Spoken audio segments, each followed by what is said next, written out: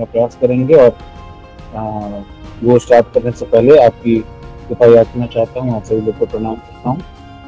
और हम लोग थोड़ा सा डिस्कस करेंगे श्रीमद् भागवतम के टीचिंग्स के ऊपर कि श्रीमद् भागवतम का जो मुझे श्लोक दिया गया है आज, फर्स्ट कैंटो का 5th श्लोक, फर्स्ट चैप्टर का 5th श्लोक, उसके ऊपर हम लोग थोड़ा चर्चा करेंगे। और श्रीमद् भागवतम के ऊपर भी हम लोग थोड़ा सा चर्चा करेंगे। तो हम लोग 2 मिनट का कीर्तन करेंगे, ऐसे ही सौरभ जी, पहले हम लोग 2 मिनट कीर्तन करेंगे, उसके बाद टॉपिक की शुरुआत। हाँ प्रभु, हाँ प्रभु। तो सब लोग हिंदी में कंफर्टेबल हैं?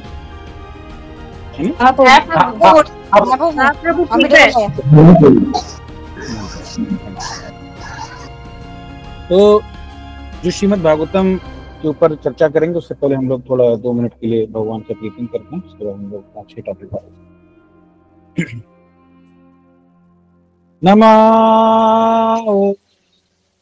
विष्णुपदाय कृष्णपृष्ठाय भूतले श्रीमते भक्ति वेदांत स्वामिनिति नामिने। नमस्ते सरस्वती देवी गौरवाणी प्रचारिणे निर्विशेष शून्यवादी पाश्चात्य जय श्री कृष्ण चैतन्य प्रभु नित्यानंद श्री अद्वैत गदाधर शिवासादि गौर भक्त वृंद। जय श्री कृष्ण चैतन्य प्रभु नित्यानंद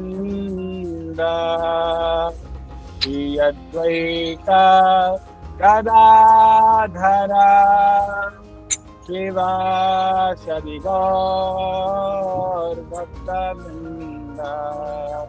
जय श्री कृष्ण चैतन्य प्रभु नित्यानंद श्री अद्वैत गदाधर शिवासादि गौर भक्तवृंद। हरे कृष्णा कृष्णा कृष्णा हरे हरे हरे राम राम राम हरे हरे हरे कृष्णा कृष्णा कृष्णा हरे हरे हरे राम राम राम हरे हरे हरे कृष्णा कृष्णा कृष्णा हरे हरे हरे राम राम हरे हरे हरे कृष्णा कृष्णा कृष्णा हरे हरे हरे राम राम हरे हरे हरे कृष्णा कृष्णा कृष्णा हरे हरे हरे राम राम हरे हरे हरे कृष्णा कृष्णा कृष्णा हरे हरे हरे राम राम राम हरे हरे।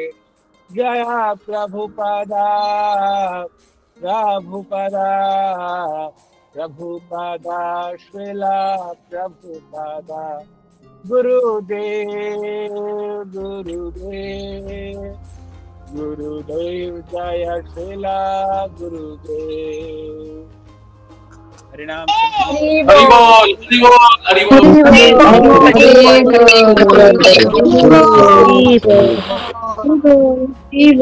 हरे कृष्ण। थोड़ा सा मंगलाचरण करेंगे फिर हम आज के सेशन। हरे कृष्णा वंशे कृपा सिंधु भयो वच पतितन पावन वैष्णवे नमो नमः। हरे कृष्णा प्रभु प्रणाम। हरे हरे कृष्ण। कृष्ण हरे कृष्ण। সবাই মাইক অফ রাখবেন। হরে কৃষ্ণ। ओम अज्ञानतिमिरान्धस्य ज्ञानञ्जनशलाकया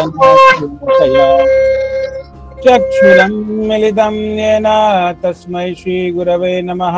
श्रीचैतन्यमनोभीष्टं स्थापितं येन भूतले स्वयं रूपः कदा मह्यं ददाति स्वपदान्तिकम्।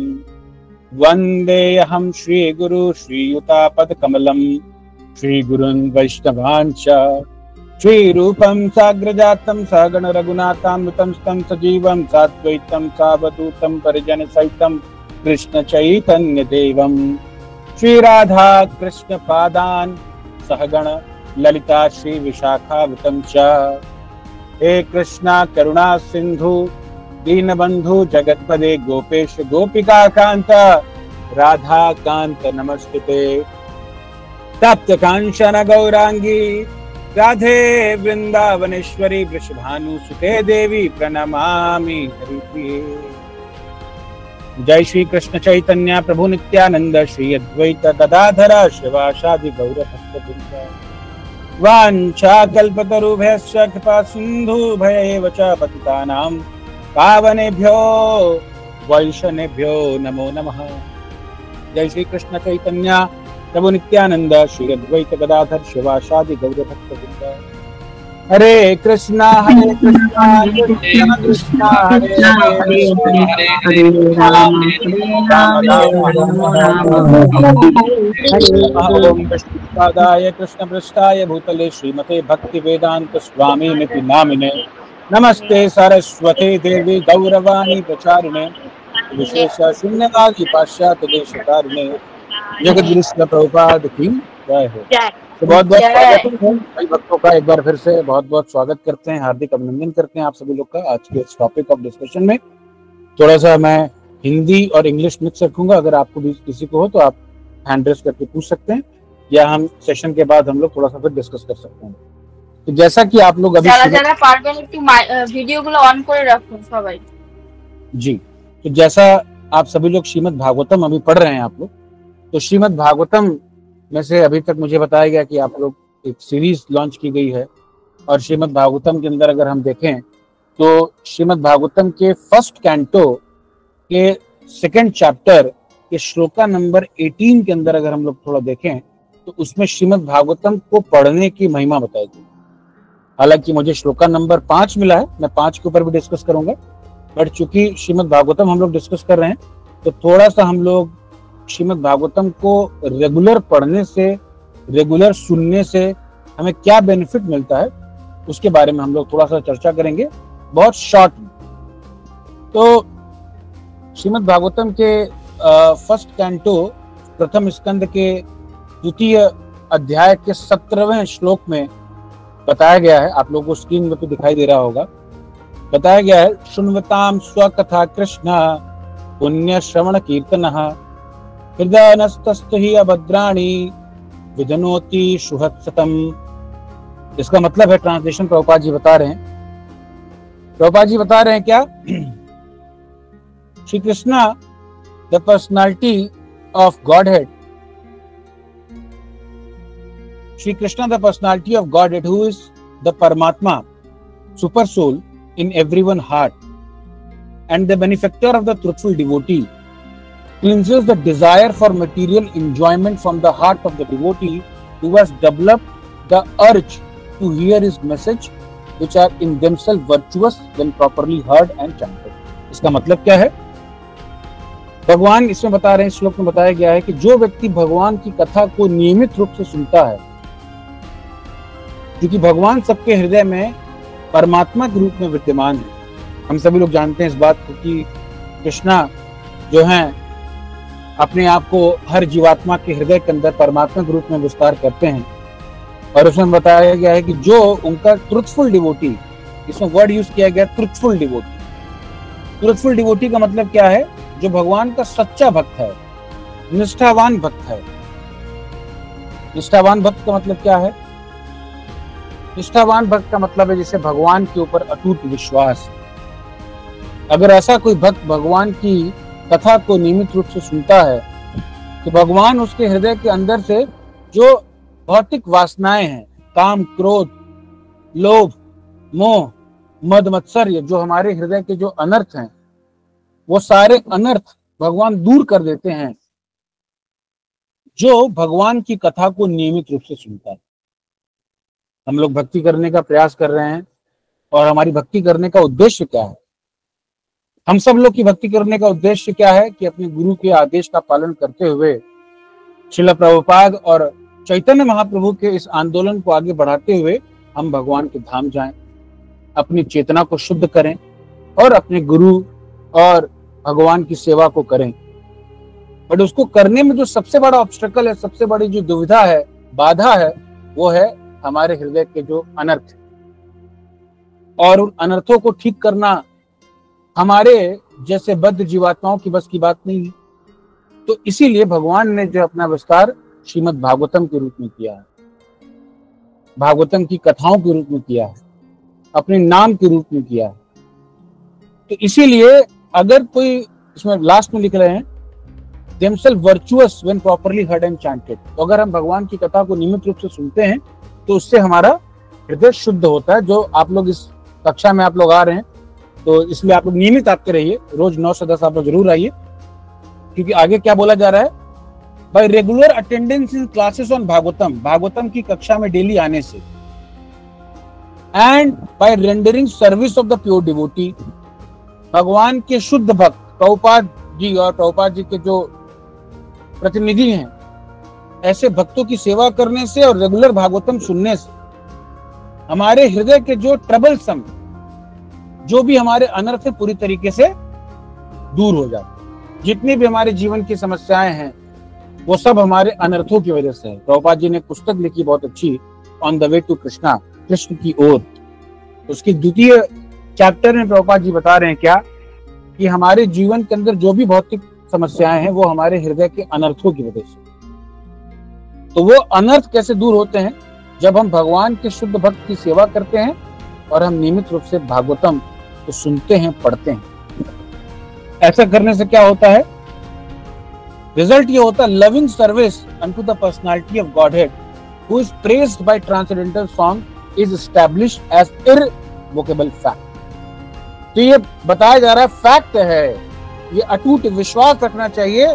श्रीमद् भागवतम कह रहा है कि अगर हम नियमित भागवतम सुनते हैं, पढ़ते हैं, शुद्ध भक्तों की सेवा करते हैं, तो नियमित रूप से अगर करने से हमारे हृदय के अनर्थ दूर होते हैं, जो भी हमारे भौतिक समस्याएं हैं वो दूर होती हैं और हमारे हृदय के अंदर भगवान की भक्ति और भगवान के प्रति प्रेम उत्पन्न होता है। तो इसीलिए इस कक्षा का जो आयोजन कराया गया है, इसमें आप लोग नियमित रूप से आते रहिए, क्योंकि बहुत आवश्यक है।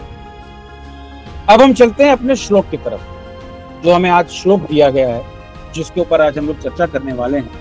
तो आप लोग देख रहे हैं, आपकी स्क्रीन पर दिखाई दे रहा होगा। अभी तक आप लोगों ने क्या क्या डिस्कस किया? अभी तक आप लोगों ने डिस्कस किया। सौरभ प्रभु, मेरी आवाज आ रही है क्लियर? सबको क्लियर आवाज आ रही है? हाँ प्रभु। या तो सबसे पहले हम लोग डिस्कस करते हैं भागवतम पुराण। भागवतम पुराण की बात क्या, थोड़ा सा हम लोग भागवतम के कॉन्टेक्स्ट को समझते हैं कि भागवतम क्या है, क्यों है ना। तो सबसे पहले बात क्या है कि एक चीज है, मतलब एक प्रोसेस को हम कहते हैं सिस्टम थिंकिंग। थोड़ा सा मैं भागवतम के अलावा भी आपको कई चीजें बताऊंगा, डिस्कस करने का प्रयास करूंगा, बट उसका कंक्लूजन रहेगा कि भागवतम की अंडरस्टैंडिंग हमारी कैसे इंप्रूव हुई। एक टर्मिनोलॉजी जिसको हम कहते हैं सिस्टम थिंकिंग। तो सिस्टम थिंकिंग क्या होता है? सिस्टम थिंकिंग एक होलिस्टिक अप्रोच होता है, एक होलिस्टिक एनालिसिस होता है। अब होलिस्टिक का मतलब क्या है? होलिस्टिक का मतलब है कि हम पूरे पिक्चर को देख रहे हैं, एक ओवरऑल कॉन्टेक्स्ट को देख रहे हैं। नॉर्मली क्या है कि अभी हम लोग फर्स्ट कैंटो को देख रहे हैं, पढ़ रहे हैं, तो हमारा फोकस फर्स्ट कैंटो को है। बट जो लोग भागवतम के एक्सपर्ट टीचर्स हैं, उनको पूरे भागवतम का पिक्चर पता है कि 12th कैंटो के अंदर क्या दिया हुआ है, 10th कैंटो में क्या दिया हुआ है, 6th कैंटो में क्या दिया हुआ है, तो उनको होलिस्टिक पिक्चर पता है। उसी तरीके से सिस्टम थिंकिंग एक टर्म है जिसके माध्यम से हम होलिस्टिक अप्रोच रखते हैं किसी चीज की एनालिसिस करने में। और ये सिस्टम थिंकिंग क्या करता है? ये करता है कि हर एक पार्ट को इस तरीके से हमें समझाता है कि ये पार्ट दूसरे वाले पार्ट से कैसे जुड़ा हुआ है। जैसे श्रीमद् भागवतम का फर्स्ट कैंटो अभी हम लोग जो पढ़ रहे हैं, वो सेकंड कैंटो से कैसे जुड़ा हुआ है, फर्स्ट चैप्टर सेकंड चैप्टर से कैसे जुड़ा हुआ है। अब होता क्या है, नॉर्मली हम लोग भक्तों से बात करते हैं कि प्रभु आप रीडिंग कर रहे हैं, रीडिंग क्यों नहीं कर रहे हैं? तो नॉर्मली लोग बोलते हैं कि हम भागवतम पढ़ते हैं, कुछ दिन पढ़ते हैं, भगवद गीता पढ़ते हैं, कुछ दिन पढ़ते हैं, फिर छूट जाता है। फिर हमें समझ में नहीं आता है कि कैसे कनेक्टेड है। कई बार हमें समझ में नहीं आता कि फिलॉसफी क्या कह रही है। कई बार हमें समझ में नहीं आता कि ये वाला श्लोक उस वाले श्लोक से कैसे कनेक्टेड है, और हम कई बार डिटेल में ही खो जाते हैं। इसीलिए हम लोग जो भागवतम थोड़ा डिस्कस करेंगे आज, जो भी हमारे पास समय है, आधा घंटा या अभी 40 मिनट, उसमें हम लोग डिस्कस करने का प्रयास करेंगे। श्रीमद् भागवतम के फर्स्ट कैंटो के फर्स्ट चैप्टर का एक हम ओवरव्यू भी आपके साथ डिस्कस करने का प्रयास करेंगे, ठीक है? तो सबसे पहले श्रीमद् भागवतम जो पुराण है, अगर आप लोग जानते हो तो श्रीमद् भागवतम को महापुराण बोला गया है। अब महापुराण क्यों बोला गया है ना? दो इस तरीके से टोटल 36 पुराण है, 18 आपके महापुराण है, और जो बाकी 18 है वो लघु पुराण। और उन 18 पुराणों के अंदर जो महापुराण है, उनमें जो सबसे इंपॉर्टेंट जो पुराण क्या बताया गया है, उनको बताया गया है श्रीमद् भागवतम। और श्रीमद् भागवतम की जो महिमा है, अगर आप श्रीमद् भागवतम के 12वें स्कंद के 7वें अध्याय के 22वें से 24वें श्लोक को अगर आप पढ़ें, तो उसमें आपको श्रीमद् भागवतम की महिमा बताई गई।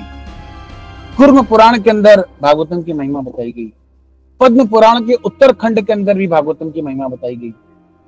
तो इसीलिए मत्स्य पुराण के अंदर भी भागवतम की महिमा बताई गई है। तो अनेक पुराणों के अंदर अगर हम देखें, चाहे मत्स्य पुराण हो, पद्म पुराण हो, कल्की पुराण हो, लिंग पुराण हो, इन सब पुराणों के अंदर हमें श्रीमद् भागवतम की महिमा बताई गई। अच्छा, 18 जो महापुराण है, वो महापुराण के अंदर क्या क्या है? बहुत सारे पुराण हैं। जैसे आपका गरुड़ पुराण भी है, विष्णु पुराण भी है, उसी तरीके से लिंग पुराण भी है ना?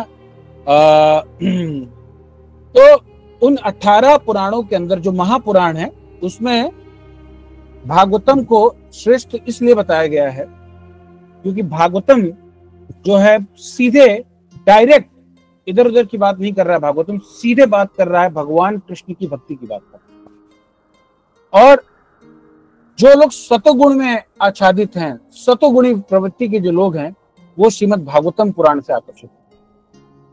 तो जो लोग जो जिनके अंदर रजोगुण की प्रधानता है, वो रजोगुण वाले जो प्रधान वाले जो पुराण उनको पढ़ते हैं। जिनके अंदर तमोगुणी प्रधानता ज्यादा है, तो तमोगुणी प्रधान के पुराणों को पढ़ते हैं।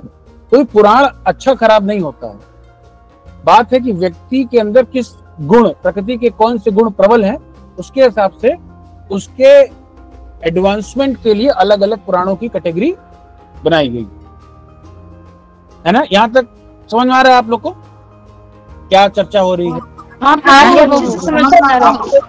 बिल्कुल बिल्कुल यस, ओके। तो श्रीमद् भागवतम की अगर हम बात करें, तो मैं आपको थोड़ा सा एक ओवरव्यू देना चाहूंगा श्रीमद् भागवतम के कैंटो फर्स्ट का। देखिए, कोई भी चीज अगर हम पढ़ते हैं तो हमें उसका एक ओवरव्यू पता होना चाहिए। इसमें क्या क्या बातें की गई हैं, क्या बताया गया है, क्या समझाया गया है, कैसे कौन सा पार्ट जुड़ा हुआ है।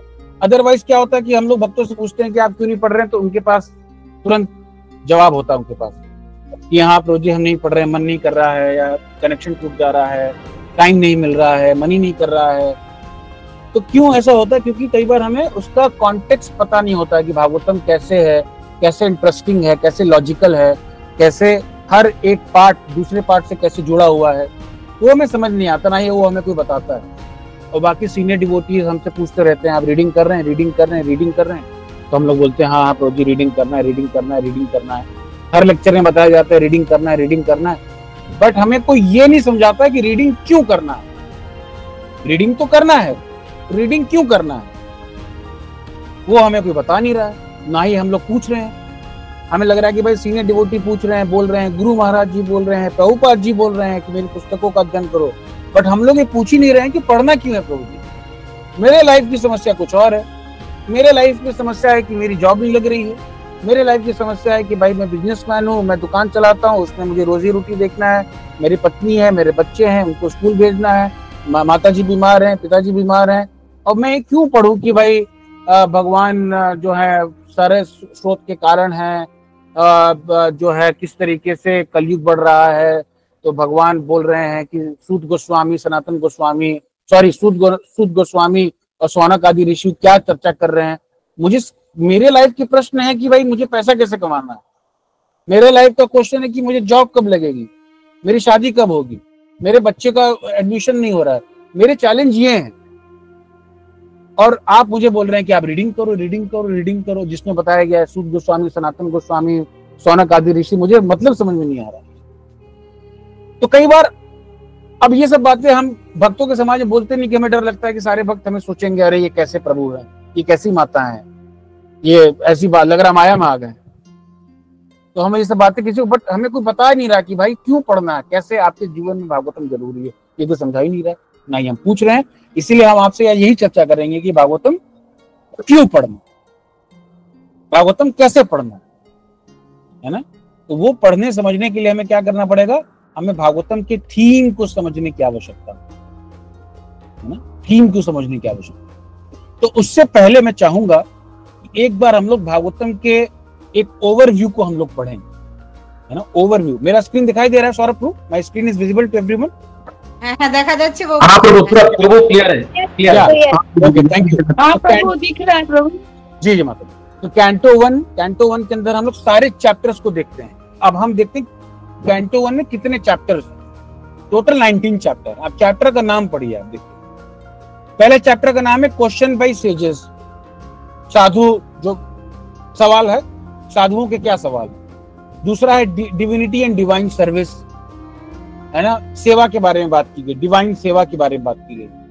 तीसरे चैप्टर में बात किया गया Krishna is the source of all incarnation, भगवान सारे अवतारों के स्रोत हैं।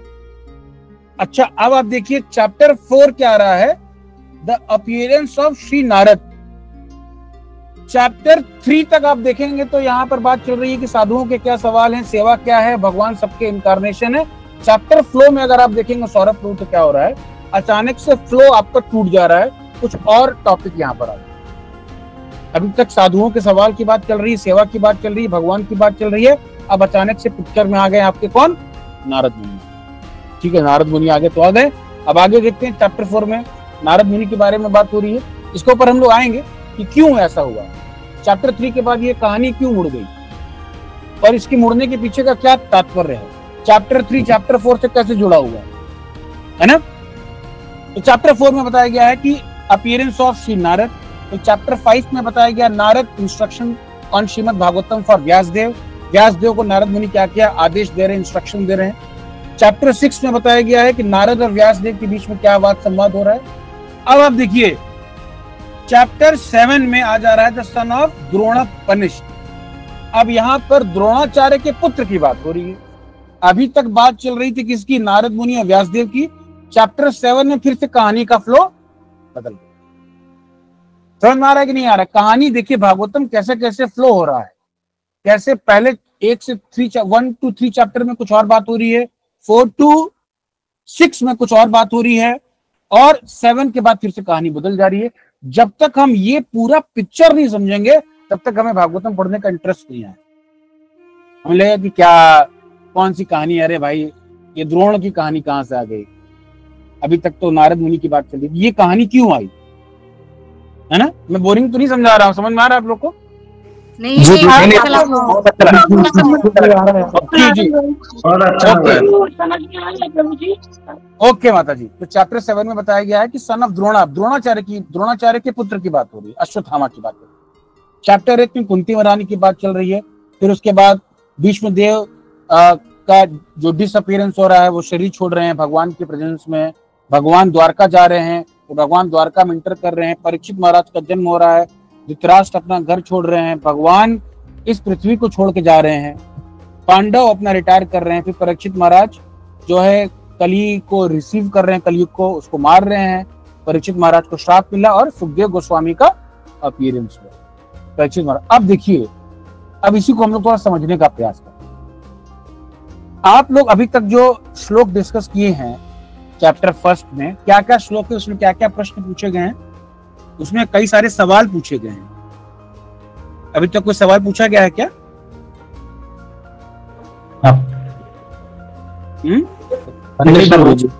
अभी उसमें कोई सवाल नहीं पूछा गया है ना।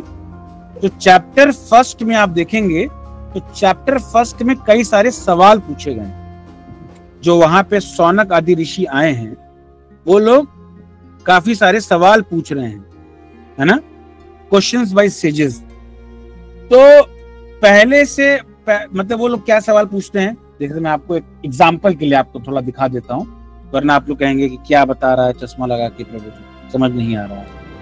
इसलिए मैं आपको एक एग्जांपल दिखा देता हूँ, आगे के श्लोकों में आएगा, आप लोग कनेक्ट कर लीजिए। तो अभी तक हम लोग देख रहे हैं फर्स्ट कैंटो में सौनक आदि ऋषि इकट्ठा हुए हैं, वो लोग चर्चा कर रहे हैं भागवतम के बारे में। श्लोका नंबर 9 को देखिए तो उसमें क्या लिखा, please therefore being blessed with many years explain to us in a easily understandable way what have ascertain to be the absolute and ultimate good for all the people in general. तो पहला सवाल Saurabh Pru क्या पूछा जा रहा है कि आप हमें ये बताइए कि पूरी मानवता के कल्याण के लिए सबसे बेहतरीन, सबसे अच्छी चीज क्या है, आसान भाषा में समझाइए। उसके बाद आप देखेंगे, है ना, टेक्स्ट नंबर 11 में बताया गया है, श्लोका नंबर 11 में दूसरा सवाल पूछा जा रहा है ना, please select the essence of all scriptures and explain it for the good of all living being. आप हमें सारे शास्त्रों का निचोड़ बताइए, ये दूसरा सवाल पूछा जा रहा है। उसी तरीके से श्लोका नंबर 12 में क्या पूछा जा रहा है सूत गोस्वामी जी से, What purpose the personality of Godhead appear in the womb of Devaki as the son of Vasudev?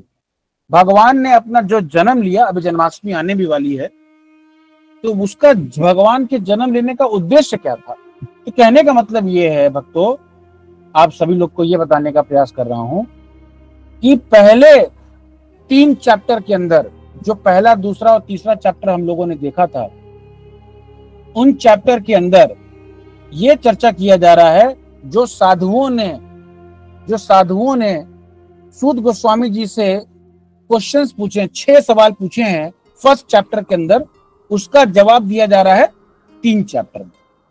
इसलिए आप लोग देखेंगे तो क्या बताया जा रहा है, क्या question by sages, divinity and divine service, Krishna the source of all Indra. In 3 chapter के अंदर उन 6 सवालों के जवाब दिए जा रहे हैं। अच्छा, अब वो जवाब देते उसमें बात छिड़ जाती है किसकी, कि भाई जो भागवत पुराण है, वो भागवत पुराण की उत्पत्ति कैसे हुई। तो भागवत पुराण की अगर उत्पत्ति आपको बतानी है तो आपको उसमें व्यासदेव के बारे में बताना पड़ेगा। आपको ये बताना पड़ेगा कि भाई व्यासदेव ने ही तो लिखा ना श्रीमद् भागवतम, तो व्यासदेव ने भागवतम कैसे लिखा, क्यों लिखा। तो वो कहानी जैसे होता है ना, आपको वेब सीरीज अगर आप देखेंगे तो उसमें होता है एपिसोड 1, फिर होता है एपिसोड 2, फिर होता है एपिसोड 3। तो अब उसी क्वेश्चंस के अंदर दूसरा क्वेश्चन आ जाता है कि भाई भागवतम कैसे आया, किसी ने पूछ लिया। तो भागवतम की उत्पत्ति कैसे हुई वो बताया गया है chapter number 4 to chapter number 6। इसमें नारद मुनि की बात हो रही है, व्यासदेव के साथ क्या बात हुई, व्यासदेव ने उनको बोला, नारद मुनि ने बोला कि आप भागवतम की रचना करो। तो यहां से स्टैब्लिश हो रहा है क्या, कि भागवतम की रचना कैसी हुई। अच्छा ठीक है, अब देखिए श्रीमद् भागवतम एक ऐसा महापुराण है कि जिसे इसमें सबसे पहला इसमें मल्टी लेयर ऑफ कम्युनिकेशन चल रहा है। मल्टी लेयर ऑफ कम्युनिकेशन का मतलब क्या है सौरभ प्रभु? मल्टी लेयर ऑफ कम्युनिकेशन का मतलब ये है कि पहला वाद संवाद जो ओरिजिनल कन्वर्सेशन जो चल रहा है, तो ओरिजिनल वाद संवाद चल रहा है सूत गोस्वामी का और सौनक आदि ऋषियों का। कहाँ पे ये चल रहा है? नैमिषारण्य में चल रहा है। अब इसी के अंदर फिर आपकी बात चल रही है, नारद मुनि की बात चल रही है, व्यासदेव की बात चल रही है। इसी के अंदर आप आगे जाएंगे तो मैत्री मुनि की बात चल रही है। इसी के अंदर आप जाएंगे तो युधिष्ठिर महाराज की बात चल रही है। तो कई लेयर्स के अंदर कहानियां चल रही है। जैसे मैंने सौरभ प्रभु के साथ में बात कर रहा हूँ कि सौरभ प्रभु एक बार की बात है, ऐसा हुआ था वैसा हुआ था। एक डिवोटी थे दिल्ली में, अच्छा तो वो दिल्ली वाले डिवोटी ने ऐसा किया, वो किया, वो किया। फिर वो गए बॉम्बे, तो बॉम्बे में एक और डिवोटी आ गए, तो बॉम्बे वाले डिवोटी गए पुणे में एक और डिवोटी आ गए। तो एक ही कहानी हम लोग डिस्कस कर रहे हैं, बट वो कहानी पे कहानी जुड़ती चली जा रही है ना।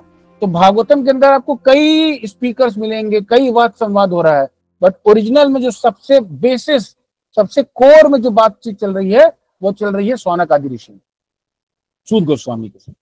बाकी सब इसके ऊपर के लेयर्स ऑफ कम्युनिकेशन। सेम अगर आप भगवद गीता में जाएं तो भगवद गीता के अंदर अगर आप बात करेंगे तो ओरिजिनल जो कन्वर्सेशन है वो संजय और धृतराष्ट्र के बीच में हो रहा है। भाई धृतराष्ट्र देख नहीं सकते थे तो संजय उनको भगवद गीता देख कर समझा रहे हैं कि क्या हो रहा है कुरुक्षेत्र में, क्या हो रहा है, कैसे अर्जुन बात कर रहे हैं, कैसे कृष्णा बात कर रहे हैं। और दूसरा कन्वर्सेशन हो रहा है अर्जुन का और भगवान कृष्ण का, उसमें 2 लेयर ऑफ कन्वर्सेशन, और भागवतम के अंदर कई लेयर ऑफ कम्युनिकेशन। तो पहले 3 चैप्टर में साधुओं के क्वेश्चंस का जवाब दिया गया है। चौथे से 6वें चैप्टर के अंदर श्रीमद् भागवतम की उत्पत्ति कैसी हुई है, और उसके बाद यह बताना था कि भाई परीक्षित महाराज और सुखदेव गोस्वामी जो कि श्रीमद् भागवतम को सुन रहे हैं वो कैसे मिले। भाई परीक्षित महाराज कैसे मिल गए सुखदेव गोस्वामी को, कहां से आ गए परीक्षित महाराज? तो परीक्षित महाराज की कहानी को इंट्रोड्यूस करने के लिए अब कहानी चालू हो रही है चैप्टर नंबर 7 से, जिसमें द्रोणाचार्य के पुत्र अश्वत्थामा को पनिशमेंट दिया जा रहा है, क्योंकि अश्वत्थामा ने उत्तरा माता के गर्भ के अंदर जो परीक्षित महाराज थे उनको मारने के लिए ब्रह्मास्त्र छोड़ा था। तो यहां से परीक्षित महाराज की पृष्ठभूमि को बनाने के लिए चैप्टर 7 से बातचीत चल रही है, और इसीलिए आप आखिरी में देखेंगे तो क्या हो रहा है कि appearance of Sukhdev Goswami. Chapter 19 में जाकर सुखदेव गोस्वामी और परीक्षित महाराज मिल जाते हैं। तो कहानी एक ही है कि सूत गोस्वामी और सौनक आदि ऋषि मिल रहे हैं, बट वो लोग जो चर्चा कर रहे हैं उसमें कहानियां हमारी बढ़ती चली जा रही है, कथाएं हमारी अनंत कथाएं बढ़ती चली जा रही है। तो कथा उसके बाद बढ़ती कि भागवतम कैसे निकला, और भागवतम निकला तो ठीक है भाई सुखदेव गोस्वामी और परीक्षित महाराज कैसे मिले, तो उसके लिए भाई लो इस तरीके से समझो कि भाई द्रोणाचार्य के पुत्र ने ये किया, उसके बाद उसको पनिशमेंट मिला, फिर कुंती महारानी आई, फिर भगवान द्वारका गए, उसके बाद ये हुआ, उसके बाद परीक्षित महाराज ने कलयुग को पकड़ा, ब्राह्मण के बच्चे ने उनको श्राप दे दिया, उसके बाद उनकी मृत्यु आने वाली थी, फिर सुखदेव गोस्वामी आए, तो उसके बाद फिर वो कथा वहां से। ये समझ में आया आपको? फर्स्ट कैंटो का आपको ओवरव्यू समझ में आया, क्या चर्चा की जा रही है, क्या चर्चा किया जा रहा है? जी प्रभु जी। हाँ प्रभु जी। या यस, इसमें 3 चीजें सबसे ज्यादा इंपॉर्टेंट की गई है। अच्छा आया समझ में आया। ओके ओके ओके, धन्यवाद, है ना। तो अब हम लोग चलते हैं अपने श्लोक के ऊपर, जो हमारा आज का टॉपिक है। आज का हमारा जो टॉपिक ये क्या था, हमारा टॉपिक, उसको हम लोग थोड़ा समझने का प्रयास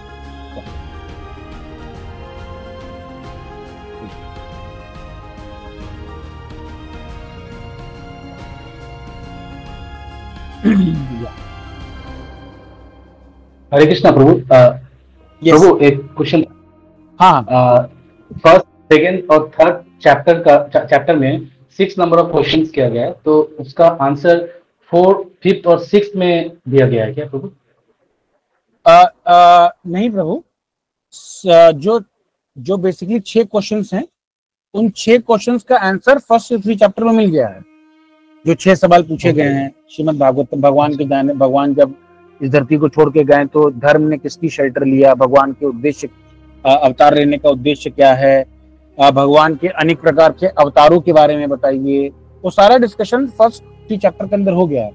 बट जो 3rd चैप्टर के बाद ये कन्वर्सेशन नहीं आता कि भाई भागवतम कहाँ से आया, भागवतम कैसे आ गया, भागवतम मतलब भागवतम की उत्पत्ति कैसे हुई, और भगवान ने भागवतम का शेल्टर लिया है। बताया गया कि भगवान के जाने के बाद धर्म जो है भागवतम के अंदर भगवान छोड़ के गए। तो भाई लोगों की जिज्ञासा हुई कि भाई भागवतम कैसे आ गया, उसको बताने के लिए फिर नारद मुनि और व्यासदेव जी की कथा चलती है, और उसके अंदर ही फिर डिस्कशन होता है कि भाई सुखदेव गोस्वामी और परीक्षित महाराज कैसे मिले। तो उसके लिए फिर चैप्टर 7 से फिर द्रोणाचार्य के पुत्र की कथा चालू है। क्लियर है? हरि बोल। हाँ धन्यवाद। हरे कृष्ण। हरे कृष्ण। तो अब हम लोग चलते हैं अपने आज का जो हमारा श्लोक मिला है। सबसे पहला श्लोक आपने पढ़ लिया होगा, जो कि बड़ा ही इंपॉर्टेंट श्लोक है, जन्मादि यस्य यतो वाला, है ना। ये बड़ा ही पर देखा होगा। भगवान की अलग अलग क्वालिटीज के बारे में बताया गया कि भगवान कैसे जो हैं हर वस्तु के कॉज हैं, इसलिए भगवान है। जन्मादि यस्य यतो हैं, और कैसे भगवान स्वराट हैं, और कैसे भगवान तेने ब्रह्मा हृदय आदि कवये, कि कैसे भगवान जो है ब्रह्मा जी के हृदय के अंदर वैदिक ज्ञान को दे रहे हैं, है ना। तो ये सब बहुत डिटेल में आप लोगों ने पढ़ा होगा, जो भी प्रभु जी यहाँ आए थे उन्होंने आपको अच्छे से समझाया होगा। फिर उसके बाद हमने देखा था कि टेक्स्ट नंबर 2 में हमने देखा था क्या, कि सारे धार्मिक एक्टिविटीज को छोड़ दीजिए जो कि मटेरियली मोटिवेटेड हैं, और भागवत पुराण के अंदर जो है आपको जो है जो भक्त शुद्ध हृदय के हैं, जिनके अंदर भौतिक वासनाएं नहीं है, वो लोग भागवतम को स्टडी करते हैं, है ना। अच्छा, एक चीज है मैं आप लोगों से चर्चा करना चाहता हूँ, है ना। जैसे टेक्स्ट 2 है, दिखाई दे रहा है स्क्रीन? तो टेक्स्ट 2 में आप भैया बताइए सौरभ प्रभु, लिखा हुआ है completely rejecting all religious activity, अच्छा मटेरियली मोटिवेटेड, सारे ऐसे धार्मिक कार्यों को छोड़ दो जो मटेरियली भौतिक इच्छाओं से मोटिवेटेड है। भागवतम पुराण के अंदर सबसे हाईएस्ट ट्रुथ बताया गया है, और वो भागवतम पुराण को वो व्यक्ति समझ सकते हैं जिनका हृदय बहुत शुद्ध है। और इसमें बताया गया है क्या, कि ये जो ट्रुथ है, भागवतम का जो ज्ञान है, वो माया से परे है और सबके लिए वेलफेयर है, सबके लिए बड़ा ही महान है, और इसको पढ़ने से हमारे तीनों ताप दूर हो जाते हैं। एक लाइन इसमें लिखा हुआ है, what is the need of any other scripture, what is the need of any other scripture. Bhagavatam है तो भाई दूसरी चीजें पढ़ने की कोई जरूरत ही नहीं है। अब दूसरे स्क्रिप्चर्स मतलब क्या, इसमें भगवत गीता भी आ गया, फिर भगवत गीता पढ़ने की कोई जरूरत नहीं है।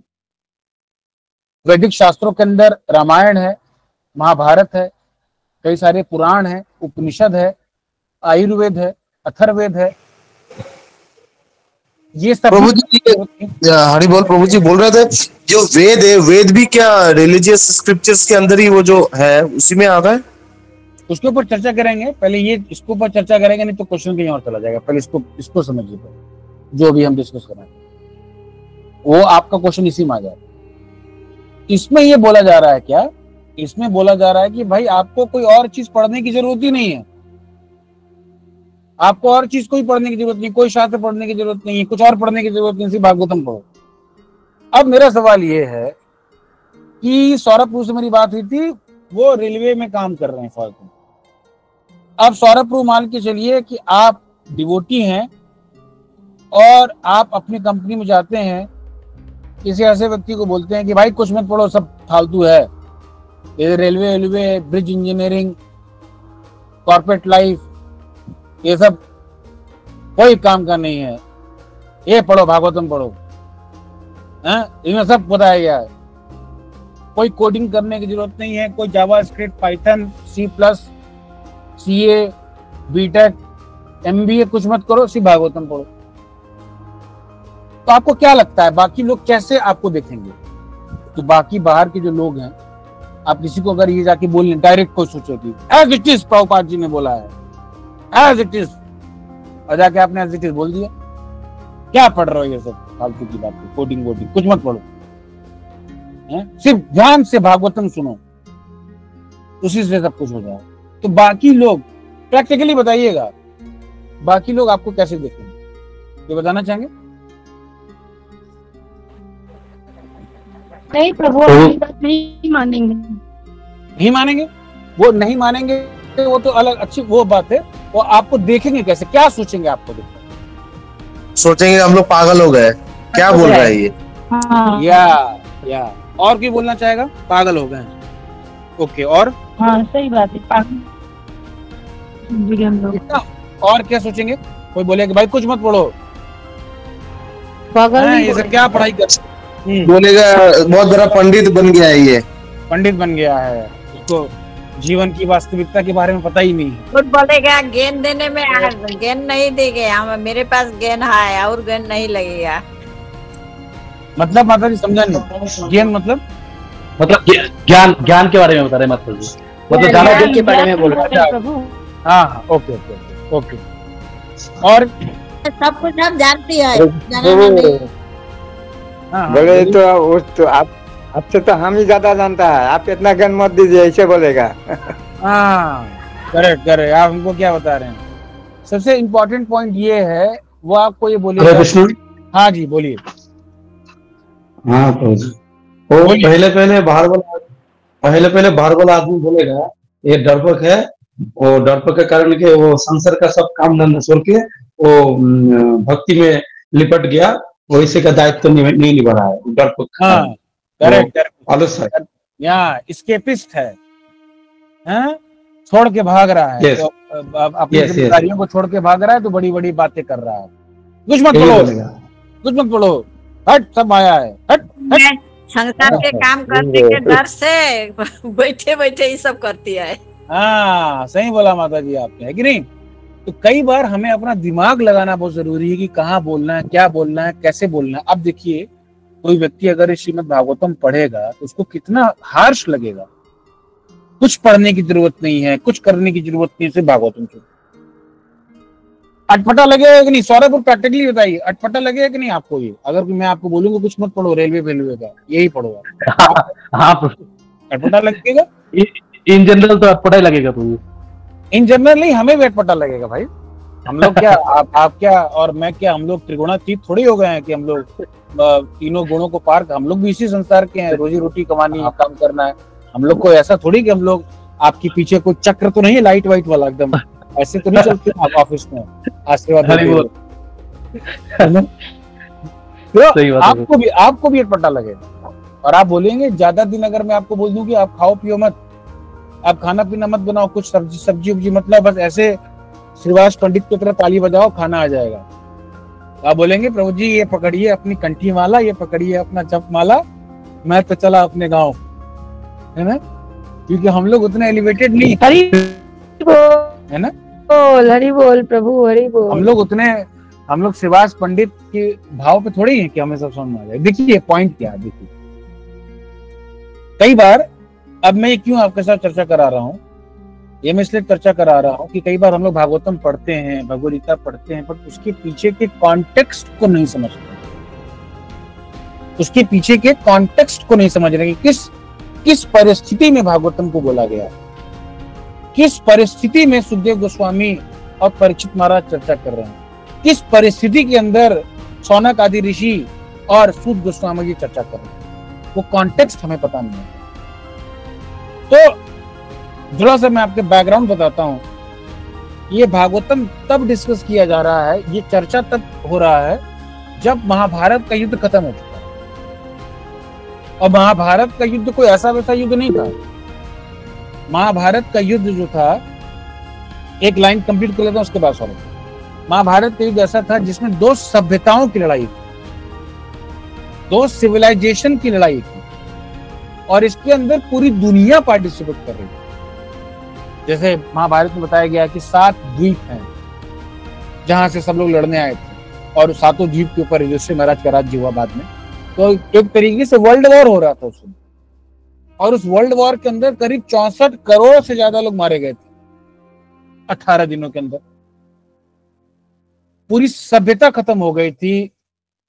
जो भगवद गीता के प्रथम अध्याय में अर्जुन जो भगवान से क्वेश्चन पूछ रहे हैं कि भगवान मैं युद्ध नहीं लड़ूंगा, पूरी मानव सभ्यता खत्म हो जाएगी, परिवार खत्म हो जाएंगे, स्त्रियां विधवाएं हो जाएंगी, समाज गलत दिशा में चला जाएगा, वो सारा कुछ हो चुका है। अब उस परिस्थिति के अंदर जब इतनी क्रिटिकल सिचुएशन है कि सभ्यता खत्म हो चुकी है, परिवार खत्म हो चुका है, मानव जाति के ऊपर बहुत बड़ा संकट आ चुका है, भगवान भी छोड़ के जा चुके हैं, भगवान भी छोड़ के जा चुके हैं, तो उस परिस्थिति में जो सबसे इंपॉर्टेंट चीज था, इधर उधर की बात नहीं की गई, जो मोस्ट इंपॉर्टेंट थिंग है उसके ऊपर चर्चा की कि भाई आप इधर उधर हमें मत घुमाओ, कि आयुर्वेद भी पढ़ो, अथर्ववेद भी पढ़ो, वेद भी पढ़ो, वो भी पढ़ो, जो सबसे इंपॉर्टेंट क्रक्स है वो हमें बताइए। इसीलिए श्रीमद् भागवतम को बोला गया है क्या, ये वेदांत सूत्र की कमेंट्री है। वेदांत सूत्र क्या है, जो अभी कोई डिवोटी पूछ रहे थे, वेदांत सूत्र क्या है, सारे वेद और उपनिषदों को सूत्र एक फॉर्मूला के फॉर्म में लिखा गया है, उसको वेदांत सूत्र बोलते हैं।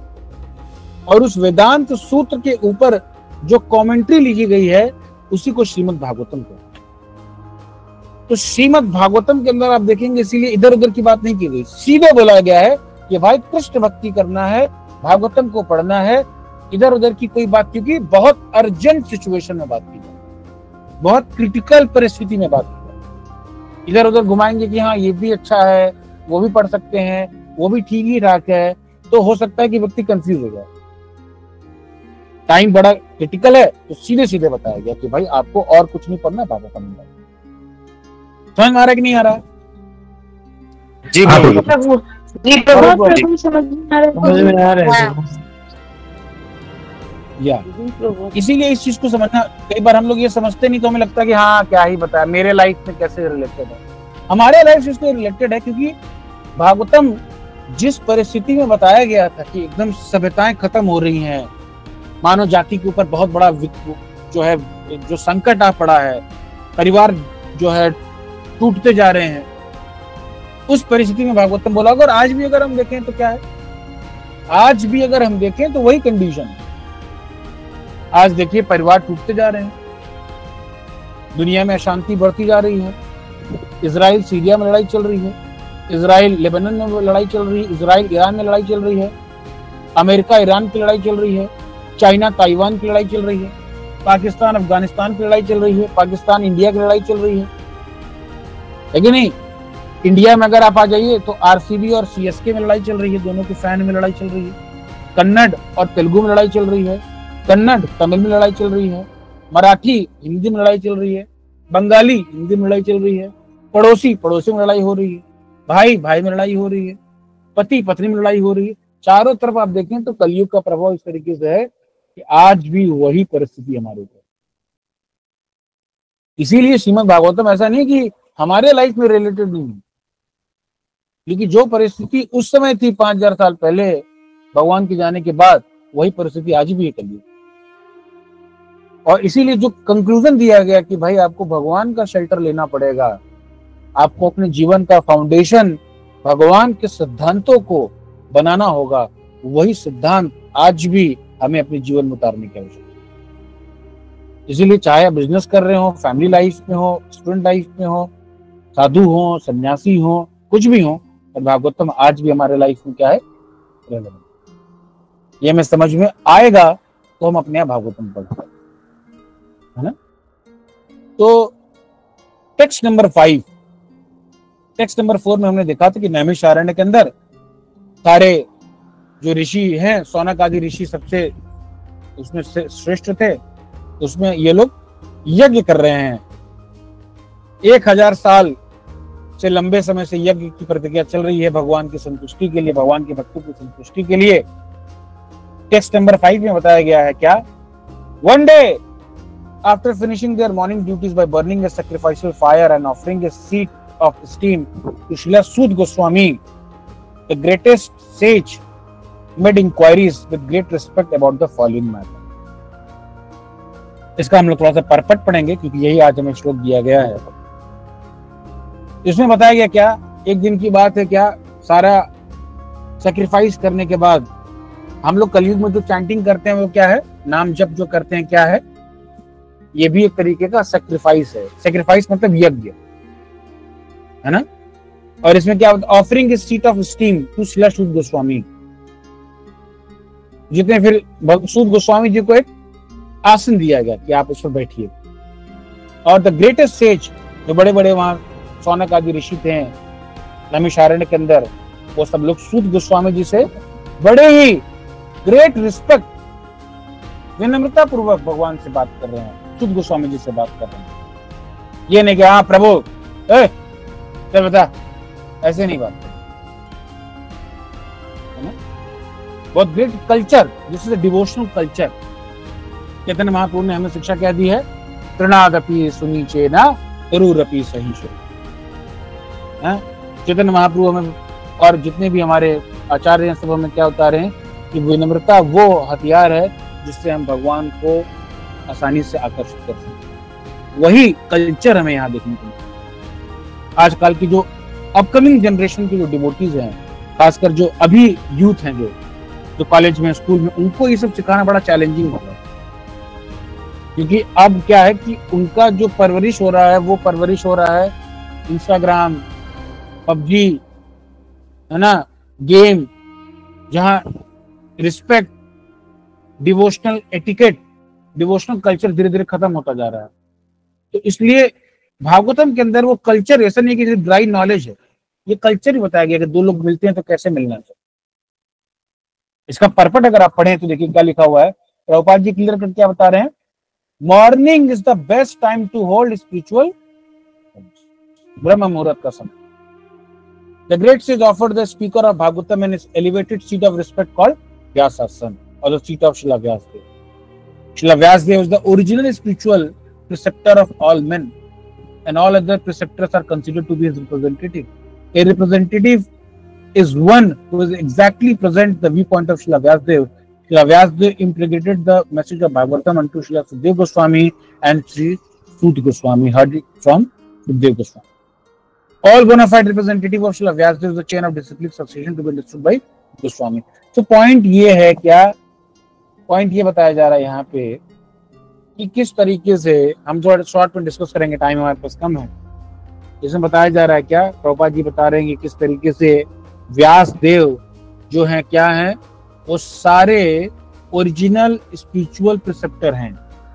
जितनी भी हम लोग कथाएं करते हैं, व्यास आसन पर बैठकर बात कर रहे हैं, या हमारे गुरु जी का व्यास पूजा चल रहा है, ये हमें किसको समझना चाहिए? हमारे व्यास देव जी का सम्मान है। इसीलिए व्यास, कोई अगर व्यास आसन पर बैठ रहा है तो हमें उसको प्रॉपर सम्मान देना चाहिए कि व्यास देव को, व्यास आसन पे जो व्यक्ति बैठ रहा है तो व्यास देव का प्रतिनिधि है उस समय के लिए, और जो व्यक्ति व्यास आसन पर बैठ रहा है उसकी भी जिम्मेदारी है जो व्यास देव की गरिमा को मेंटेन रखे, व्यास देव के प्रतिनिधि बनने की क्वालिफिकेशन भी रखे, जो कि Srila Prabhupada ji nectar of instruction के श्लोका नंबर 1 में बता रहे हैं।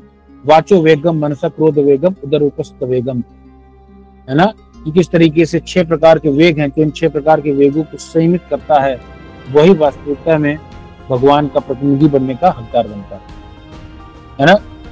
तो इसीलिए क्या बोला जा रहा है ना, those who listen the Bhagavatam may put question to the speaker in order to elicit the clear meaning, but this should not be done in a challenging spirit. तो स्पीकर से क्वेश्चन आंसर हमें पूछना चाहिए, but वो question answer challenge की तरीके से नहीं पूछना चाहिए कि हाँ आज तुझे दिखा दूंगा, मैं आज तुझे दिखा दूंगा कि मैं तुझसे ज्यादा जानता हूँ। नहीं, हो सकता है कि आप हरा दें, लॉजिक में उसको हरा दें, बट वो ज्ञान आपके हृदय में नहीं आता है। लॉजिक से, बड़ी बड़ी बातें करने से ज्ञान नहीं आता है। ज्ञान आ भी जाए तो उससे हमारा हृदय और हमारी चेतना का बदलाव नहीं आता है। वो तभी आता है जब हम सही प्रॉपर स्पिरिट के अंदर, हमारा इंटेंशन कैसा है ज्ञान लेते समय, क्या हम विनम्रता के भाव से, सीखने के भाव से, भगवान को और भगवान के प्रति अपने प्रेम को बढ़ाने के भाव से हम सवाल पूछ रहे हैं, जिज्ञासा कर रहे हैं, या अपने अहंकार की संतुष्टि के लिए कर रहे हैं? क्या हम भगवान का कीर्तन दूसरों को दिखाने के लिए कर रहे हैं, या जो अर्चा विग्रह के फॉर्म में भगवान वहां उनकी प्रसन्नता के लिए कर रहे हैं? क्या हम प्रभुपाद जी की पुस्तकों का अध्ययन इसलिए कर रहे हैं कि मैं दूसरों के सामने लेक्चर दूंगा, बड़ी बड़ी बातें करूंगा कि मैंने ये पढ़ा, वो पढ़ा, वो पढ़ा, या वास्तविकता में अपने आध्यात्मिक ज्ञान को बढ़ाकर भगवान को समझकर और अपनी चेतना का विकास कर सकता है। ये सारे क्वेश्चंस हमें अपने आप से पूछना चाहिए। क्या मैं सेवा इसलिए तो नहीं कर रहा हूँ कि मॉर्निंग प्रोग्राम में मेरा नाम अनाउंस होगा? यस, तो हम बहुत धन्यवाद देंगे सौरभ प्रभु का, जिन्होंने ये सेवा की है। हरि बोल। इसलिए सेवा कर रहा हूँ,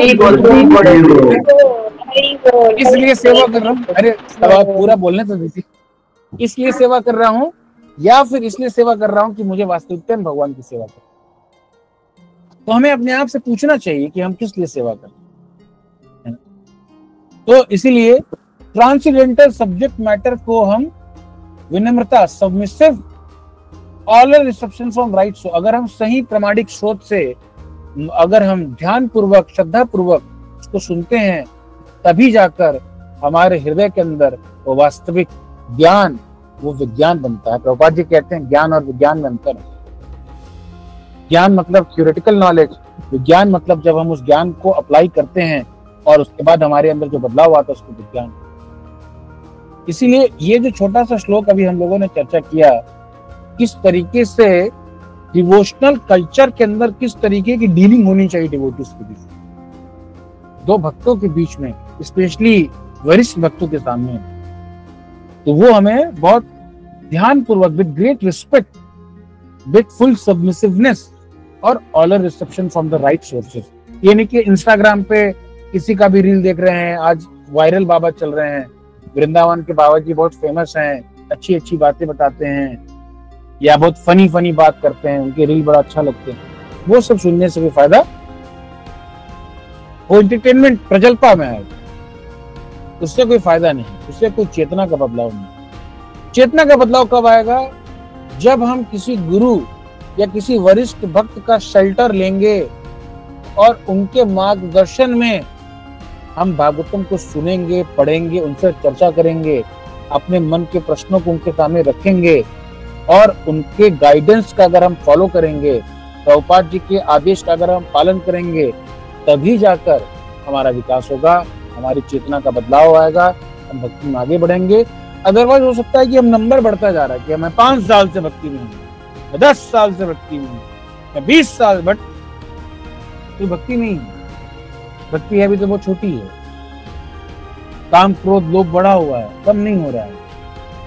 इसीलिए इधर उधर भटकने के बजाय, ग्लैमर में फंसने के बजाय, चकाचौंध मीठी मीठी बातों में फंसने के बजाय, हम सब लोगों को ये चाहिए कि हम लोग प्रभुपाद जी और प्रभुपाद जी के जो प्रामाणिक रिप्रेजेंटेटिव हैं उनका शेल्टर लें और उनके मार्गदर्शन में जो वैदिक भक्ति के जो नियम बताए गए हैं।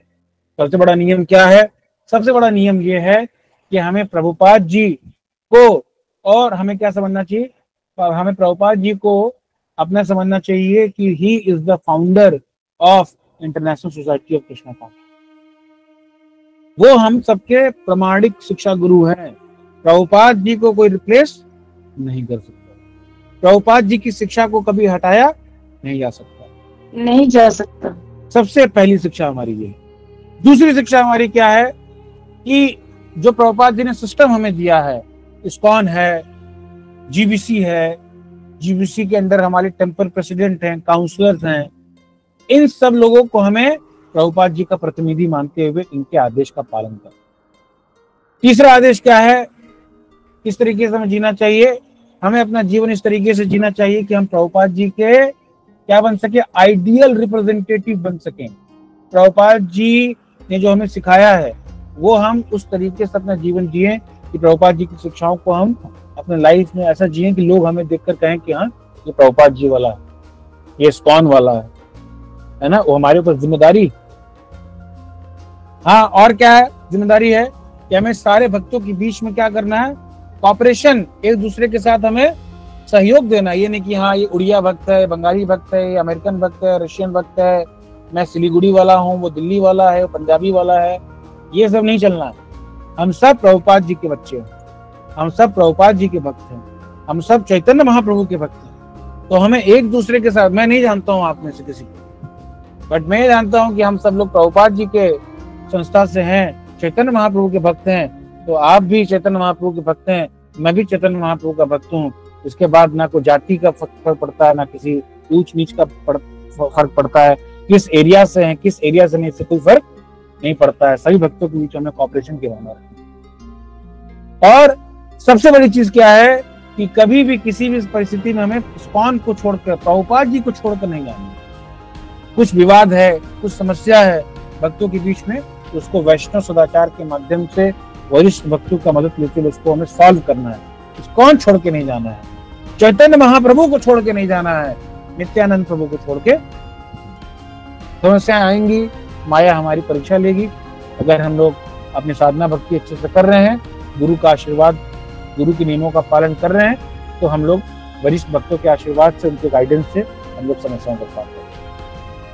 और प्रभुपाद जी की पुस्तकों का नियमित रूप से अध्ययन करना, 16 माला के जप को ध्यान पूर्वक करना, एकादशी का पालन करना, 4 नियमों का पालन करना और प्रचार प्रसार को आगे बढ़ाने के लिए अपनी निरंतर प्रयास करते रहना। ये सब कुछ बातें अगर हम लोग ध्यान रखेंगे तो डेफिनेटली है कि हम लोग भक्ति में आगे बढ़ेंगे और साथ साथ हम लोग अपना कल्याण तो करेंगे ही, और प्रभुपाद जी और उनके मार्गदर्शकों, उनके प्रतिनिधियों को प्रसन्न करते हुए, उनके गाइडेंस में हम लोग दूसरे लोगों को भी भगवान की कृपा देकर, भगवान की भक्ति देकर उन सबका उद्धार करेंगे और चैतन्य महाप्रभु को हम लोग प्रसन्न करेंगे। ये सारांश में आप लोगों के साथ चर्चा किया और उम्मीद करते हैं कि आप लोग को इससे कुछ इंटरेस्ट आया होगा भागवतम को। टाइम हमारे पास थोड़ा कम था, 1 घंटे का समय था, इंफॉर्मेशन बहुत ज्यादा था और मैं जितना हो सकता था मैंने बताने का प्रयास किया। और इसमें अगर कुछ गलती हुई हो, मेरी बात से कुछ आपको बुरा लगा हो, तो आप मुझे क्षमा करिएगा। मैं अभी नया भक्त हूँ, प्रयास कर रहा हूँ और मेरे लिए भी आप लोग प्रार्थना करिए कि मैं भी अच्छे से जप कर सकूँ, प्रभुपाद जी की पुस्तकों का अध्ययन करूँ और भक्तों के मार्गदर्शन में सेवा करता रहूँ। और मुझे आप लोग अपना आशीर्वाद दीजिए। और किसी को कोई जिज्ञासा हो, कोई करेक्शन हो, कोई आप मुझसे त्रुटि हुई हो, तो उसको आप लोग करेक्शन दे सकते हैं, सवाल हो तो सवाल पूछ सकते हैं। जी, हरे कृष्ण। हरे कृष्ण। हरे कृष्ण प्रभु। यस सर जी। प्रभु बहुत अच्छा लगा क्लास आज। और मेरा एक छोटा सा सवाल है प्रभु। एक्चुअली जो आप नैमिषारण्य के बारे में बता रहे थे प्रभु, तो उसी जगह पर क्यों यज्ञ हुआ था? इसका कोई महात्मा है या कोई इम्पोर्टेंस है उस जगह के बारे में प्रभु? मतलब ब्रह्मा जी ने कुछ ऐसा कुछ सेजेस को कुछ बताया था, उसी जगह पर क्यों यज्ञ होगा? तो इसका कुछ आंसर तो एग्जैक्टली नहीं है प्रभु कि नैमिषारण्य ही क्यों चूज किया गया। मुझे इसका एग्जैक्टली आंसर कहीं ऐसा मुझे भागवतम में नहीं मिला कि नैमिषारण्य ही क्यों चूज किया। बट मेरे ख्याल से नैमिषारण्य के अंदर कई सारे हजारों जो साधु संत थे वहां तपस्या कर रहे थे नैमिषारण्य। तो चूंकि होता है ना कि जहां पर गैदरिंग होती है वहीं पर लोग जाते हैं डिस्कशन करने, है नहीं? जहां सारे साधु संत हैं तो उसी जगह पर आप जाएंगे कि वहीं चर्चा हो।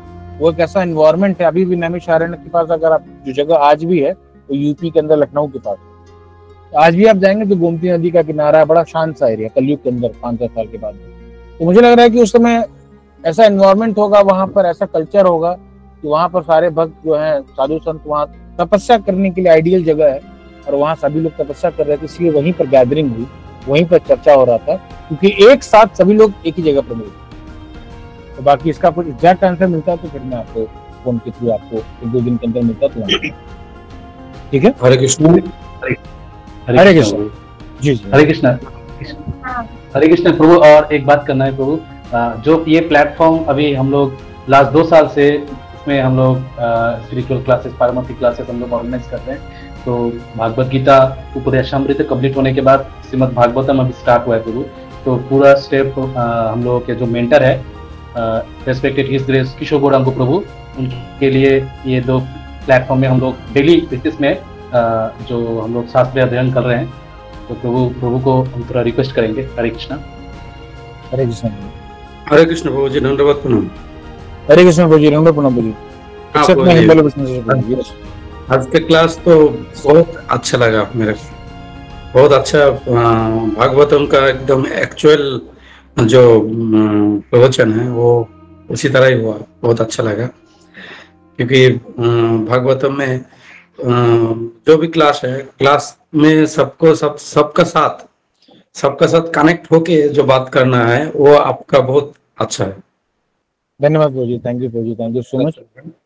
क्लास में बहुत ये लगा हम लोग हमारा यहाँ पर 20-20 में आप क्लास देते रहिएगा, क्योंकि हमारा यहाँ पर जितना सारा डिवोटीज है, भक्त लोग है सिलीगुड़ी में, तो यहाँ पर ज्यादा से ज्यादा भक्त लोग हमारा यहाँ पर बंगाली है, हिंदी भाषी बहुत कम है। तो अगर हिंदी भाषी, लेकिन हिंदी सब जानता है जी जी, तो हिंदी में आपका अगर कृपा है, आपका अगर समय है, तो इधर में अगर देने से हम लोग को बहुत अच्छा लगता है, जो हिंदी भाषी हिंदी कथा हम लोग का सुन पाए भागवत में। हरे कृष्ण, प्रणाम प्रभु जी। मेरा एक प्रश्न है, महीने में 2 दिन आप आइए, जरूर आइए, महीने में 2 दिन हिंदी बात सीखेंगे और कुछ सीखेंगे आपके से। ये तो प्रश्न नहीं है। हरी बोल, हरी बोल। 2 दिन आइए, एक महीने में 2 दिन आइए, हो जाएगा। हरे कृष्ण, हरे कृष्ण प्रभु, प्रणाम प्रभु जी। प्रभु हरे कृष्ण प्रभु, प्रणाम again। प्रभु एक्चुअली जो सवाल था मेरा, उसमें और कंटिन्यूएशन में एक सवाल और था। प्रभु जो वहां पर सेजेस आए थे नैमिषारण्य में, तो उनका पहला जो इनिशियल इंटेंशन जो था वो मैटेरियलिस्टिक इंटेंशन था ना प्रभु। उसके बाद उन लोगों को जब भागवतम सुनने को मिला, जब वो भगवान के बारे में सुनने लगे, तो भक्ति में उन लोगों का इंक्लिनेशन स्टार्ट हुआ ना प्रभु। ये आप कैसे कह रहे हैं कि मटेरियलिस्टिक इंटेंशन था, उसके बारे में थोड़ा बताएंगे प्रभु? जो तपस्या होता है, मतलब जो सिद्धि होता है, अष्टांग योग होता है, तो प्रभु उसमें तो भक्ति के बारे में तो कुछ नहीं है। भक्ति योग अलग है और अष्टांग योग अलग है। जो सेजेस है तो प्रभु उसमें तो मतलब मेरा जो डाउट था प्रभु, एक्चुअली में डाउट है इसलिए पूछ रहे। हाँ, नहीं अच्छा है आपका डाउट। देखिए हमें ना इस तरीके से एक डिफिनेशन बताया गया भक्ति योग में, भगवद गीता में भी, कि अष्टांग योगी जो होते हैं ऐसा होता है, भक्ति नहीं है। ये देखिए अगर वो भक्ति योगी नहीं होते, जो वहां पर नैमिषारण्य के अंदर वो भक्ति नहीं कर रहे होते, उनका सवाल ही यही था, उनका दूसरा सवाल ये था, तीसरा सवाल ये था, वो डायरेक्टली पूछ रहे हैं कि भाई भगवान कृष्ण जो है वो देवकी के गर्भ के अंदर कैसे प्रकट हुआ, क्यों प्रकट हुआ। तो वो भगवान के विषय के बारे में चर्चा कर रहे हैं। इसका मतलब कि भगवान के भक्त हैं, वो उस समय वो मटेरियलिस्टिक इंटेंशन नहीं है। हरे कृष्णा, किसी का माइक खुला है, आवाज आ रही है। जी प्लीज माइक ऑफ कर लीजिए। तो उनका इंटेंशन ये नहीं था प्रभु कि वो कुछ सिद्धि पाना चाहते हैं। अगर उनका ये मटेरियलिस्टिक इंटेंशन होता तो पहला सवाल ये नहीं पूछते हुए। पहला सवाल उन्होंने क्या पूछा? पहला सवाल उन्होंने ये पूछा कि भाई पूरे संसार के लिए, लोगों के लिए क्या अच्छा वो बताइए। एक मटेरियलिस्टिक इंटेंशन रखने वाला व्यक्ति ये बोलेगा कि भैया मुझे फायदा कैसे होगा, मैं स्वर्ग कैसे जाऊंगा, मैं सुख सुविधा का भोग कैसे करूंगा, या मैं अपने ज्ञान को कैसे बढ़ाऊंगा। वो कभी ये नहीं पूछेगा कि पूरे संसार के लिए क्या अच्छा है, लोगों के लिए क्या अच्छा है। ये सब बातें हमें बताती हैं क्या, कि वो भक्त जो है वो भगवान के भक्त हैं, और वो भगवान की भक्ति को, भगवान के बारे में जानते हैं और उसको और डिटेल में समझना चाह रहे हैं, क्योंकि वरिष्ठ भक्त हैं। हरे कृष्ण प्रभु जी। हाँ जी, हम कुछ बोलूं? जी बोलिए। हाँ, एक्चुअली में जो शौनक आदि ऋषिगण जो था वहाँ पर, जो ऋषि लोग टोटल जितना सारा ऋषि वहाँ पर था, वो सभी भक्ति मार्ग का था और भगवान का शुद्ध भक्त था। तो जब शौनक आदि ऋषि का पास में जो ये भागवत कथा जब गया बताने गया है, वो कौन, सूत गोस्वामी पाद जी। हाँ, और सूत गोस्वामी पाद जब भागवतम कथा बोलने के पहले, तो कलियुग पृथ्वी में दापर युग एंडिंग का टाइम में, जब दापर युग खत्म हो जा रहा था, उस टाइम सभी ऋषि लोग मिलके देख रहा है जो अभी जो धरित्री है, ये जो पृथ्वी है, इस पृथ्वी में कहीं शुद्धता बहुत कम हो जा रहा है। बिल्कुल, तो बहुत कम हो जा रहा है, तो हम लोग का तपस्या का स्थल कहाँ होगा, तपस्या का स्थल कहाँ होगा, इसी को ढूंढने के लिए वो बहुत तरस रहा था। जो अभी कलियुग आने वाला है, कलियुग का जो सिस्टम है वो सभी मुनि ऋषि लोग को पता है, जो कलियुग बहुत भयंकर होगा। तो उसी का जानकारी लेके सभी ऋषि लोग मिलके ब्रह्मा जी के पास गया, जब ब्रह्मा जी के पास गया, जो ब्रह्मा जी इस पृथ्वी का सृष्टि करता है, जो विष्णु का आदेश से ब्रह्मा जी ये पृथ्वी धरती सृष्टि किया, तो उस टाइम ब्रह्मा जी के पास सब प्रार्थना किया, जब अभी इस कलियुग में, कलियुग शुरू होने वाला है, तो कलियुग में कई एक स्थान है जो हम लोग का तपस्या स्थल ही होगा, तो वो कहाँ मिलेगा? क्योंकि जब भगवान ये धरित्री से चल जाएंगे तो इस कलियुग में ये भगवान निकल जाएंगे, तो इधर में कलियुग शुरू हो जाएगा, तो कलियुग में कई स्थान शुद्ध तरह से नहीं रहेगा। तो इसलिए कौन स्थान सबसे बेहतर होगा तपस्या स्थली के लिए? तो उस टाइम ब्रह्मा जी भगवान विष्णु का ध्यान करके, तो उस टाइम भगवान विष्णु से एक साजिश मिला, जो तब उस टाइम ब्रह्मा जी बोला जो ठीक है, तो इस धरित्री में कहाँ पर सही स्थान है वो हमको भी उतना पता नहीं है, लेकिन हम एक काम कर सकते हैं, हम मेरा दिव्य शक्ति से एक चक्र छोड़ेंगे, जो सुदर्शन चक्र तो विष्णु का होता है, जो ब्रह्मा जी एक चक्र भेजा, तो चक्र भेजा, वो चक्र पहले बता दिया था मुनि ऋषि लोग को, ये चक्र घूमते घूमते घूमते घूमते जहां पर जाके क्षीण हो जाएगा, जहां पर जाके ये चक्र का गतिविधि कम हो जाएगा, क्योंकि ये चक्र कब घूमता है? जब नेगेटिव एनर्जी ज्यादा रहता है, उस टाइम वो चक्र वो घूम के नेगेटिव एनर्जी को खत्म करेगा। लेकिन जहां पर शुद्धता रहेगा, जहां पर भक्ति का वो स्रोत रहेगा, तो वहां पर जाके क्षीण हो जाएगा। तो वो चक्र पूरा पृथ्वी को 3-4 बार घूम के कहीं पर नहीं मिला, लेकिन घूमते घूमते नैमिषारण्य का जो स्थान है, उसी स्थान में जाके वो चक्र स्थिर हो गया, वह क्षीण हो गया, बंद हो गया। तो बंद होने का बाद उस टाइम सब मुनि ऋषि लोग को पता चल गया, जो यही जो स्थान है, तो ये स्थान है हम लोग का दिव्य स्थली। और यहाँ पर ही सुत गोस्वामी पाद बाद में भागवतम का अवतरण किया, भागवतम पाठ किया। पहले जो सुखदेव गोस्वामी परीक्षित महाराज को दिया, उसके बाद उसके कितना 200 साल न कितना 200 न 2500 साल का बाद सुत गोस्वामी पाद हमारा बीच में एक कलियुग में पहले चरण में, कलियुग का पहले शुरुआत में ये भागवतम का अवतरण किया। तो ये जो सुत गोस्वामी पाद जो भागवतम किया है, वही भागवतम हम लोग पढ़ रहे हैं। लेकिन सुखदेव गोस्वामी वाला जो भागवत था, तो वो भागवत हमारे पास अभी पूरी नहीं है, लेकिन उसी को ही रेक्टिफाई करके मतलब पूरा रेक्टिफाई मतलब कोई चेंज नहीं किया, वही भावना सुत गोस्वामी पाद कलियुग का जो सिचुएशन है वो समझ के ये भागवतम हमारा श्रवण के लिए, हमारा क्षमता के लिए, जैसे हम लोग सुन के हम लोग कुछ जान सके, हमारा ज्ञान अंदर में घुसे, क्योंकि कलियुग का आदमी है वो डायरेक्ट नहीं ग्रहण कर सकता है। तो इसलिए सुत गोस्वामी पाद बहुत अच्छा से कलियुग का भावना लेके ये भागवतम का पाठ किया नैमिषारण्य में, जहाँ पर कितना मुनि ऋषि था प्रभु जी? तो जी उसमें संख्या तो बहुत ज्यादा बताई, लाखों की संख्या बताई। नहीं, लाख नहीं, टोटल 64,000 ना 86,000 ऐसे कुछ था। अच्छा 86,000, ओके।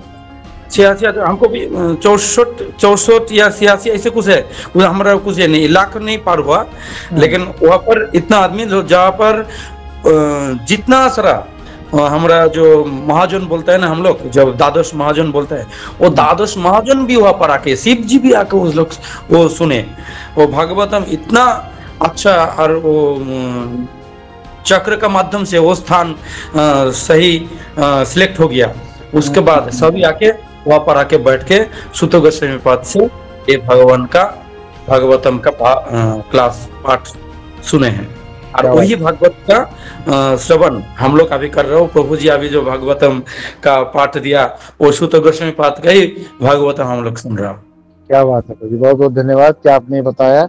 इसका तो मेरा हिंदी अच्छा नहीं है, बहुत अच्छा बोल दिया। ये कहाँ पे मेंशन है? नहीं है ये उतना कथा जानकारी नहीं है, अरे लेकिन प्रभु थोड़ा जी, सा सुने हैं। ये कथा प्रभु जी ये कहाँ की है प्रभु जी कथा? ये मतलब आगे किसी को बताएं तो कोई पूछे कि कहाँ लिखा है? एक कथा हम आपका राधा गोविंद महाराज का क्लास में एक सुने थे, उसके अच्छा बाद लाल गोविंद प्रभु जी का क्लास में सुने थे। अच्छा अच्छा thank you Prabhu ji for sharing this. मुझे भी पता चला और ऑल्सो कहा कि मुझे भी देखिए आपसे सबसे सीखने का मौका मिला। बहुत बहुत धन्यवाद जी। मेरा एक प्रश्न है, क्या मैं पूछ सकती हूँ? जी। प्रभु जी मतलब आज के क्लास से रिलेटेड नहीं है, बट एक क्वेश्चन है कि कुछ आदि आत्मिक, आदि दैविक और आदि भौतिक बोल के कोई कंसेप्ट है क्या? आप मुझे इसका एक्सप्लेनेशन दे सकते हैं? 3 तरीके की कलेश बताए गए हैं। 7 तरीके के कलेश होते हैं सबके, जन्म, मृत्यु, जरा, व्याधि, बर्थ, है ना, जन्म, मृत्यु के बाद डेथ, जरा एंड व्याधि, ओल्ड एज एंड डिजीज। ये 4 प्रकार के ऐसे कलेश हैं, birth, death, old age and disease, जो हर व्यक्ति को इस भौतिक प्रकृति के अंदर सबको झेलना है। और इसके साथ 3 प्रकार के और कलेश आपका है, आदि दैविक कलेश, है ना, आध्यात्मिक कलेश और आदि भौतिक कलेश। तो आदि दैविक कलेश मतलब क्या होता है? आदि दैविक कलेश मतलब होता है कि जैसे कहीं भूकंप आ गया, जो दैव गुण से हो रहा है, कहीं ज्वालामुखी विस्फोट हो गया, कहीं भूस्खलन हो गया, कहीं बाढ़ आ गई, ये भी एक प्रकार की मिजरी है, कष्ट है ना। अभी बरसात हो रही है, देखिए कई जगह पे बाढ़ आ रही है, बाढ़ में लोग बह जा रहे हैं, है ना। आसाम में हर साल बाढ़ आती है, आदि दैविक कलेश, है ना। इसके बाद आदि भौतिक कलेश का मतलब क्या होता है? आदि भौतिक कलेश का मतलब है क्या कि भौतिक संसार में नाना प्रकार के कष्ट आपको आते रहे। कभी कोरोना आ गया, कभी टाइफाइड आ गया, कभी मच्छर काट लिया, कभी कुत्ते ने काट लिया, कभी हाथ टूट गया, है ना। ये अपने आप बनाया गया संसार का नियम है, भौतिक संसार का नियम है, आदि भौतिक कलेश। और आध्यात्मिक कलेश का मतलब क्या है? आध्यात्मिक कलेश आपका है नाना प्रकार के लोगों को स्ट्रेस, जो मन के कारण व्यक्ति को दुखी करता है, अपने ही मन के कारण, अपने ही आदतों के कारण भी दुखी, स्ट्रेस हो गया, डिप्रेशन हो गया, सुसाइड हो गया, फ्रस्ट्रेशन, लोनलीनेस, ये सब आपका आध्यात्मिक कलेश। तो 7 प्रकार के दुखों को बताया गया है, जिसमें आध्यात्मिक कलेश, आदि दैविक कलेश, आदि भौतिक कलेश और जन्म, मृत्यु, जरा और व्याधि। जो अमीर हो, गरीब हो, इंडियन हो, अमेरिकन हो, रशियन हो, चाइनीज हो, कोई भी व्यक्ति अगर इस भौतिक संसार के अंदर उसका प्राकट्य हो रहा है, उसको एक कष्ट जरूर नहीं। इस तरीके से मतलब आंसर योर क्वेश्चन माता जी। जी प्रभु जी, मुझे समझ आ गया, थैंक यू। ये थोड़ा है वांछा कल्पतरुभ्यश्च कृपा सिंधु